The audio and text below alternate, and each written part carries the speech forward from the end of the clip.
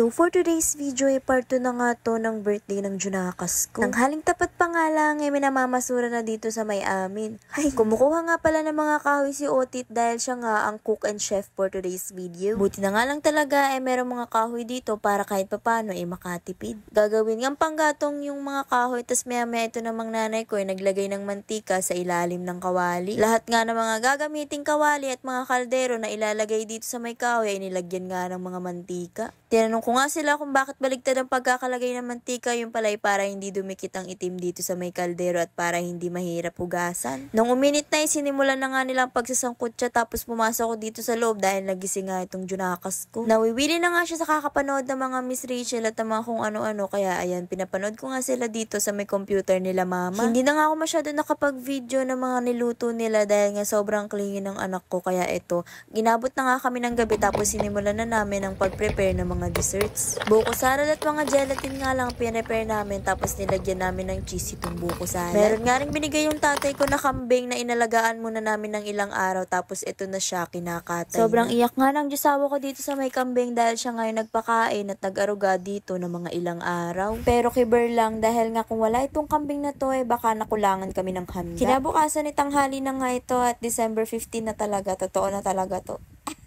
Thank you so much nga sa ninong at ninang ni Lucas dahil silang nag-prepare nito at pinahiram nga sila ng mga gamit. Kundi dahil nga sa kanila ay walang ganitong birthday na magaganap si Lucas. Alas 2 pa nga lang to ng hapon pero nakabihis na yung may birthday kasi nga medyo madami na rin yung mga bisita. Hindi naman agad sinimula ng party dahil nga late din yung clown at inaantay pa namin lahat. Pero maya-maya ay dumating na rin yung clown, tapos ito na rin yung mga bisita namin. Buti na nga lang talaga dumating yung clown, mga nakabihis na, kaya ayan, magpe-party na nga lang talaga.